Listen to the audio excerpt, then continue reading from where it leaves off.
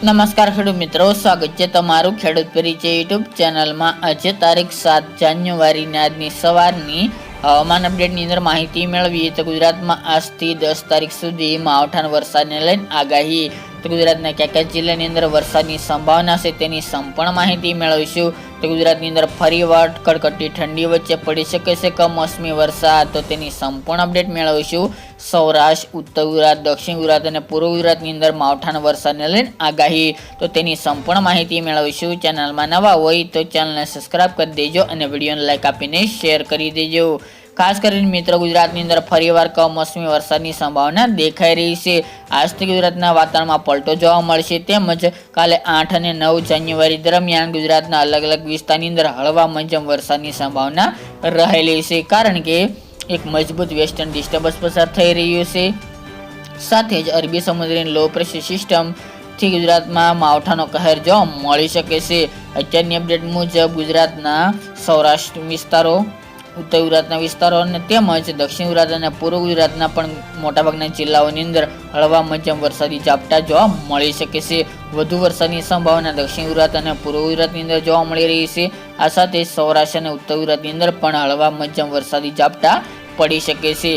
ખાસ કરીને જિલ્લાઓની વાત કરવા જઈએ તો આજથી વાતાવરણમાં પલટો જોવા મળશે, વાદળછાયું વાતાવરણ જોવા મળશે, તેમજ કાલે 8 અને 9 તારીખ દરમિયાન ગુજરાતના અલગ અલગ વિસ્તારોની અંદર વરસાદની શક્યતા દેખાઈ રહી છે, જેમની અંદર દક્ષિણ ગુજરાતની અંદર સુરત, વલસાડ, કપરાડા, વાની, વાપી તેમજ દમણ, દાદરા નગર હવેલી, તાપી, નવસારી, બિલીમોરા, વાસંદા, ડાંગ, વધઈ, સુબીર સહિતનો વિસ્તાર, ભરૂચ, અમોદ, નર્મદા, ડેડિયાપાડા, ઉમરપાડા એટલા વિસ્તારની અંદર વરસાદની સંભાવના વધુ છે।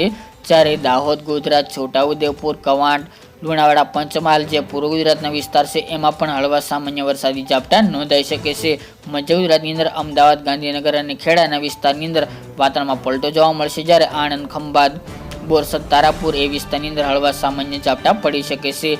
ઉત્તર ગુજરાતના જિલ્લાઓની અંદર પણ વેસ્ટર્ન ડિસ્ટર્બન્સને કારણે વાતાવરણમાં પલટો રહેશે, તેમજ હળવા સામાન્ય મધ્યમ વરસાદી ઝાપટા વરસી શકે છે, જેમની અંદર સાબરકાંઠાનો બોર્ડર લાગુ વિસ્તાર, આબુ, અંબાજી, થરાદ, ધાનેરા, ડીસા, પાલનપુર, સિદ્ધપુર, વડનગર, ચાણસ્મા, હારીજ, ખેડબ્રહ્મા, અરવલ્લી, મોડાસા, માંડલી, માલપુર એટલા વિસ્તારની અંદર હળવા સામાન્ય વરસાદી ઝાપટા વરસી શકે છે। જ્યારે સૌરાષ્ટ્રમાં અમુક વિસ્તારની અંદર જેમાં અમરેલી જિલ્લો, જુનાગઢ, પોરબંદર, રાજકોટ, સુરેન્દ્રનગર અને મોરબી એટલા જિલ્લાની અંદર હળવા વરસાદી ઝાપટા પડી શકે છે। જ્યારે કચ્છ જિલ્લામાં હાલ તો વરસાદની સંભાવના દેખાઈ રહી નથી, પરંતુ વાતાવરણમાં પલટો જોવા મળે તેવી શક્યતા દેખાઈ રહી છે। આજે બપોર બાદ એટલે કે સાંજ દરમિયાનથી દક્ષિણ ગુજરાત અને પૂર્વ ગુજરાતના વિસ્તારની અંદર વાતાવરણમાં પલટો જોવા મળશે અને સામાન્ય છાંટા કોઈક વિસ્તારની અંદર પડી શકે છે। જ્યારે 8 તારીખ દરમિયાન વહેલી સવારથી વાતાવરણમાં પલટો રહેશે, તેમજ ઠંડીના જોર વચ્ચે ગુજરાતની અંદર માવઠાનો માર પણ જોવા મળી શકે છે, જેથી ખેડૂત ભાઈઓને રવિ પાક માટે ખાસ કરીને જીરું માટે